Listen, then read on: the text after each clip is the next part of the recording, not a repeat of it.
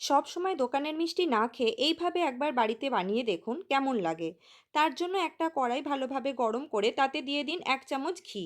ঘি ভালোভাবে মেল্ট হয়ে গেলে তাতে দিয়ে দিন 200 গ্রাম পরিমাণ সুজি। সুজি হালকা ভেজে তাতে দিন 2 চামচ ময়দা। 30 সেকেন্ড ভালোভাবে নাড়াচাড়া করে দিন জল। যতটা সুজি তার দ্বিগুণ জল দিতে হবে। এইভাবে একটা মণ্ড তৈরি করে নিন। হাতে কিছুটা ঘি মাখিয়ে একটা থালায় ভালোভাবে সেট হতে দিন। অন্যদিকে চিনির শিরা বানিয়ে নিন। সুন্দর একটা গন্ধের জন্য তাতে দিন দুটো ছোট এলাচ। শিরা অন্য পাত্রে নামিয়ে নিন। এবারে একটা ছুরির গায়ে ভালোভাবে তেল মাখিয়ে বরফির আকারে মিষ্টি কেটে নিন। তেল গরম করে মিষ্টিগুলি লাল লাল করে এপিট ওপিট করে ভেজে নিতে হবে। সুজির এই বরফি মিষ্টি কিন্তু আপনারা গোপালের ভোগ হিসেবেও ব্যবহার করতে পারেন।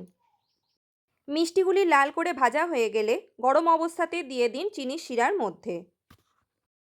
রেসিপিটি ভালো লাগলে একটা লাইক দিয়ে চ্যানেলটি সাবস্ক্রাইব করে রাখবেন। টাটা।